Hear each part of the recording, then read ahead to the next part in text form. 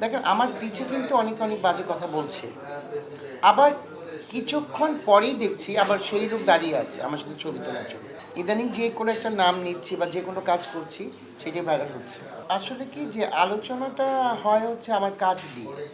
আমি যেই কাজটাই করছি এখন একটু মনোযোগ দিয়ে করছি বা যেটাই দেখছেন আপনারা ভালো মন্দ আপনারা বলতে পারবেন। আমি তো আমার বেস্ট দেওয়ার চেষ্টা করি। আর আমি সবাইকে নিয়ে কাজ করি, তো বাংলাদেশের যত সেলিব্রিটি আছেন তাদেরকে নিয়ে কাজ করি, যার জন্য আমার একটু আলোচনায় থাকে আর কি।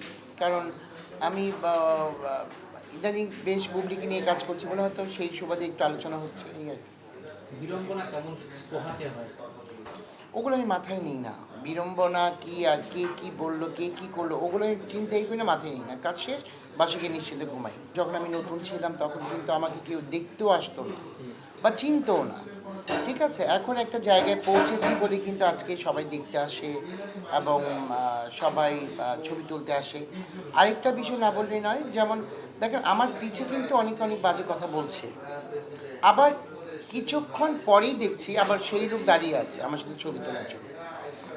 এই জিনিসগুলো খুব এনজয় করি, যে একটু আগে আমাকে খারাপ বললো, আবার একটু আগে দেখলাম খারাপ বললো, আবার দেখলাম দাঁড়িয়ে আছে আমার সাথে ছবি তুলবে। এই জিনিসটা খুব এনজয় করি এরকম আর কি।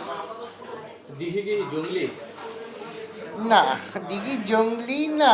বেশ, আসলে দিঘি আমার বাচ্চা, আমি সবসময় বলে থাকি। আর বুবলিকে নিয়ে কাজ করছি যেহেতু দিঘি এবং বুবলি জঙ্গলি নামে একটা সিনেমা আসছে, সেইটা নিয়ে একটু প্রমোশন করছিলাম। দিঘি খুব বলছিল মামা তুমি কিন্তু এটা নিয়ে প্রমোশন করবা। আমি বললাম ঠিক আছে, কিন্তু জানি না হুট করে মাথায় আসলো এইরকম একটা প্ল্যান করে। দিঘিও জানতো না যে এটা এরকম প্ল্যান হবে, এই প্ল্যানটা করে ফেললাম, এই জঙ্গলি বললাম আর খুব ভাইরাল হলাম আর কি। ইদানিং দেখছি, ইদানিং যে কোনো একটা নাম নিচ্ছি বা যে কোনো কাজ করছি সেটাই ভাইরাল হচ্ছে। একটা ব্র্যান্ডকে যদি আমি বলি যে এঁকে নেন এঁকে নেন এঁকে নেন, হয়তো নেয়। তারপরেও আবার একটা ব্র্যান্ড যদি 4টা মডেল নিয়ে নেয় বা 4টা সেলিব্রিটি নেয় বা 2টা সেলিব্রিটি নেয়, তখন আর 2টা সেলিব্রিটি নিতে চায় না। তারা কেন চায় না? যে সেলিব্রিটি নিতে গেলে কিন্তু একটা খুব ভালো অ্যামাউন্ট গুনতে হয়।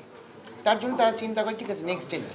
আর আমিও চেষ্টা করি আমি সবাইকে নিয়ে, আমাদের এই সেক্টরে যারা আছেন, আমার ফ্যামিলিতে যারা আছেন, আমি সবসময় বলে থাকি এটা আমার ফ্যামিলি, আমি সবাইকে নিয়ে কাজটা করতে চাই আর কি। আমি চেষ্টা করি সবাইকে ভালো কিছু দেওয়ার চেষ্টা করি। কেউ যে কাজটাই যে কেউ করুক না কেন বা আমি করি না কেন, মানে বেস্ট দেওয়ার চেষ্টা করি, বেস্টটা রাখার চেষ্টা করি। আর পিছে কি হয়ে গেছে বা পিছে কি ছিল আমি এগুলো চিন্তা করি না। আমার কালকে কি হবে আমি সেটা নিয়ে চিন্তা করি।